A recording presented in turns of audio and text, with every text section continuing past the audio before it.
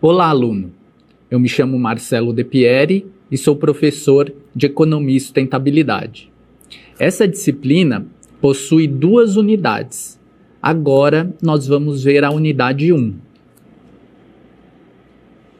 Essa unidade faz uma relação entre economia e meio ambiente. E para a gente olhar essa relação, vamos retomar os conceitos iniciais de economia. Quais são? A economia é a ciência que estuda a alocação dos recursos escassos para necessidades crescentes. Essa relação, ela é, de certa forma, ahistórica. E por quê? Porque alocar recursos escassos, para atender às necessidades crescentes, ela se encontra em quaisquer modos de produção. Já o outro conceito, que é a forma como os homens se organizam para produzir e distribuir as riquezas, ele já é um conceito um pouco mais consolidado historicamente. Há diferentes formas de realizar essa produção e essa organização da distribuição.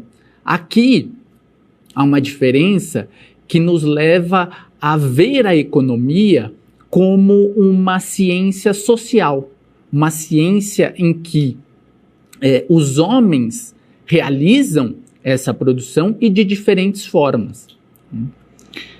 É importante a gente entender também o que é o trabalho dentro da economia e o objetivo do trabalho. O trabalho é qualquer relação entre o homem e a natureza que faça o seu produto final atender alguma necessidade do ser humano. Então, essa é a relação principal do trabalho. A gente vai olhar nos próximos slides algumas questões sobre o trabalho e como ele se transformou no modo de produção capitalista. Para a gente entender a economia e o meio ambiente, é importante entender o modo de produção atual, o capitalismo, e como esse sistema surgiu. Me acompanhem aqui no slide. Algumas características eu elenquei do surgimento do capitalismo. Então, a formação dos Estados-nação, a propriedade privada dos meios de produção, inovação no método de produção e uso da maquinaria, economia de mercado, leis protetoras dos contratos, as classes sociais, trabalhadores e capitalistas. No que diz respeito à propriedade privada, é muito importante a gente ter noção de como era em uma fase do feudalismo, já um feudalismo desenvolvido, onde artesãos tinham a propriedade dos meios de produção. Nesse processo de transformação para o capitalismo, o artesão ele fica sem esses meios de produção. Uma outra classe dentro do feudalismo que vigorava no comércio de mercadorias, acumulou um capital. Com essa acumulação de capital, eles acabaram por comprar um espaço, comprar matérias-primas e comprar também o próprio trabalhador. Ou seja, o artesão não tinha muito mais opção de fazer aquela produção para o consumo próprio ou para pequenas trocas. Agora, com a maquinaria, com esse capital acumulado, que comprava inclusive os trabalhadores, a produção era em grande escala, o que ficou para trás para a produção em pequena escala do artesão.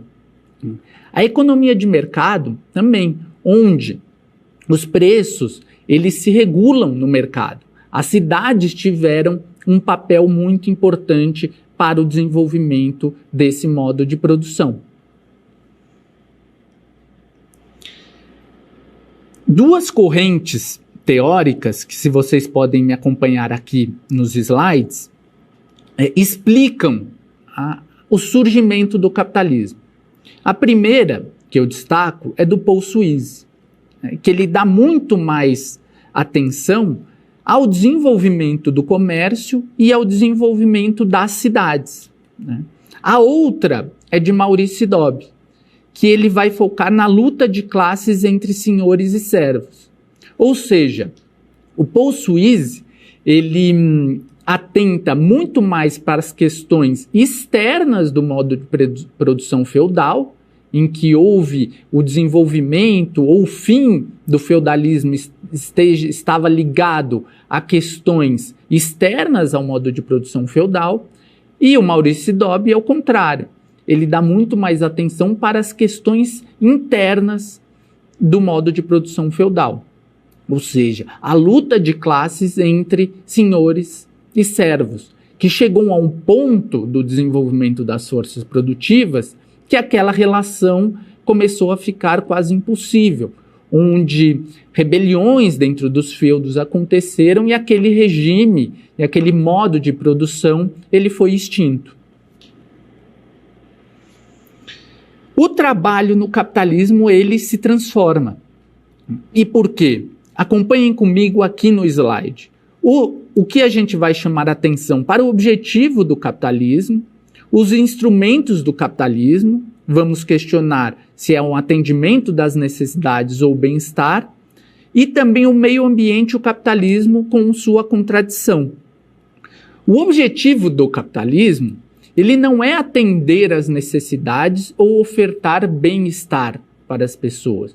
O objetivo do capitalismo é dar lucro. A questão é que ele utiliza o atendimento às necessidades, utiliza a oferta de bem-estar no sentido como um meio da produção, um meio de se atingir lucro. E nesse sentido, o trabalho, ele também altera.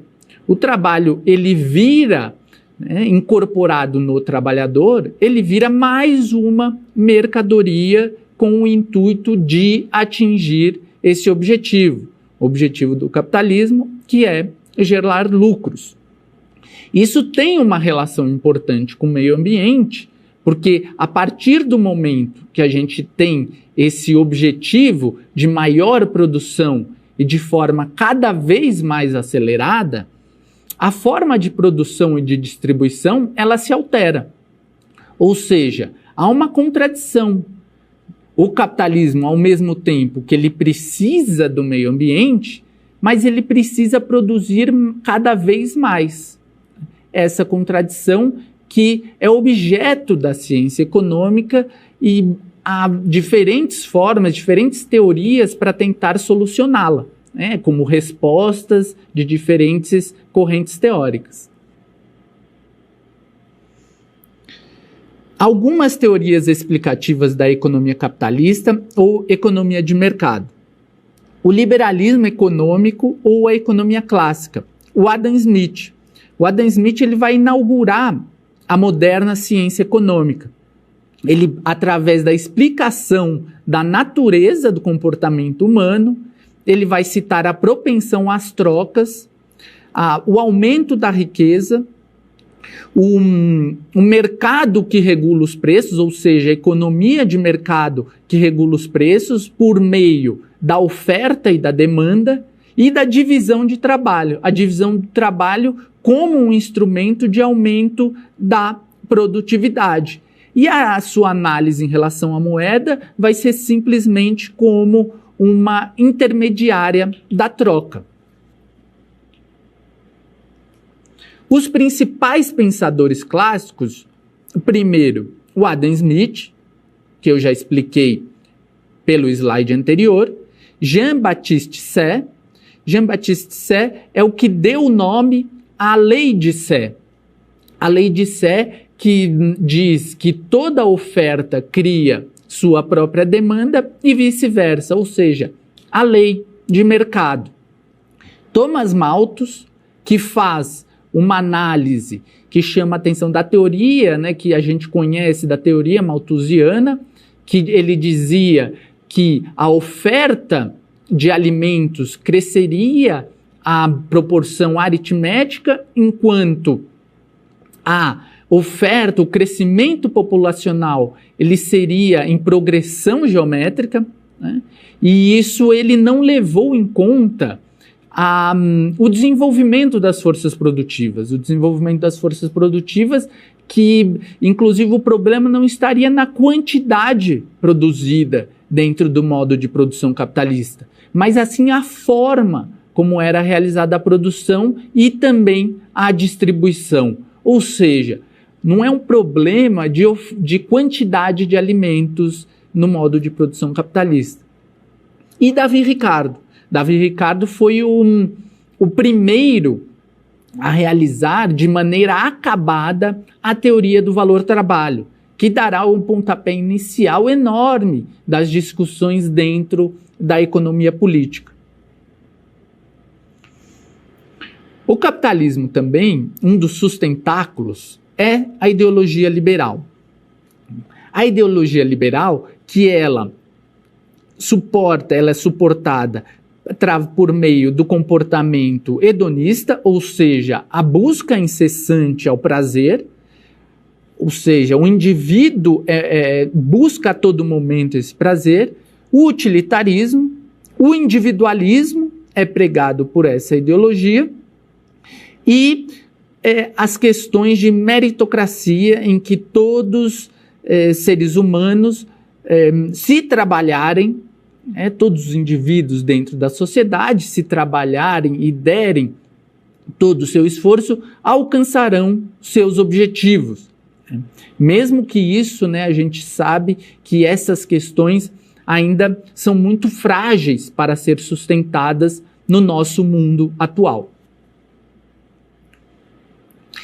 E com isso vem a crítica da economia, que essa crítica ela vem muito em função da crítica ao trabalho, crítica ao desenvolvimento do capitalismo. E ela é realizada por Karl Marx. Vocês podem acompanhar comigo aqui no slide, que ele vai chamar a atenção para o trabalho e a própria dinâmica do modo de produção capitalista. O trabalho, ele vira mais um instrumento para se atingir esse lucro, para atingir o objetivo do capitalismo. E que é esse trabalhador, ele vira mais um número. É aquela lógica da coisificação, onde todas as relações econômicas, elas são coisificadas, elas viram coisas.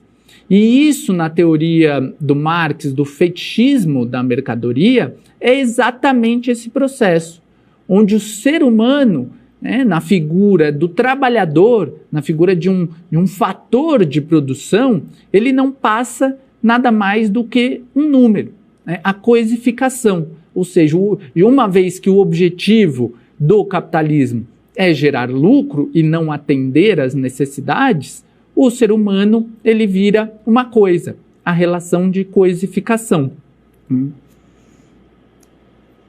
Os fundamentos econômicos aplicados à gestão ambiental, que a gente pode ver que foram desenvolvidos pela teoria neoclássica. A teoria neoclássica, ela tentou, de certa forma, resgatar alguns conceitos da teoria clássica de Adam Smith, Jean-Baptiste Say, Ricardo, e realizar críticas ao Marx. Então, eles focaram no comportamento humano, elaboraram suas análises sobre os fatores que influenciam a tomada de decisões das pessoas a partir das variáveis de demanda e oferta. O modelo buscava contribuir para identificar o nível ótimo de produção que proporcione o bem-estar social. Apesar de manter em suas análises explicativas do mundo real os mesmos fundamentos encontrados no modelo neoclássico, revisa alguns de seus paradigmas e incorpora novas metodologias de estudo para explicar a realidade. Ali vão ser identificadas duas metodologias. Uma que reconhece que parte da matéria e da energia se perde de forma definitiva no processo de transformação, mas os investimentos em inovação tecnológica podem relativizar essa perda. E outra que entende que a escassez é relativa, pois nada se perde e tudo se transforma no processo produtivo. Ou seja, a mais importante aqui é que há uma corrente que coloca a definição da economia, do desenvolvimento tecnológico, como uma coisa que irá desenvolver, que não há contradição entre o modo de produção econômico e o meio ambiente. Aqui há uns fundamentos econômicos, né? Ampliar a ideia de internalização e as tecnologias. Vamos para um exercício para a gente elucidar sobre a disciplina. Quando se utiliza o termo economia de mercado, estamos nos referindo a um modelo econômico organizado com base em: letra A, um sistema cujos preços são regulados pela oferta e demanda. Letra B, um sistema cujos preços são totalmente regulados pelo Estado. Letra C, um sistema cujos preços não são regulados pelo mercado. Letra D, um sistema onde predomina a concorrência imperfeita. Letra E, um sistema de economia planejada e sem concorrência. Já voltamos com a resposta.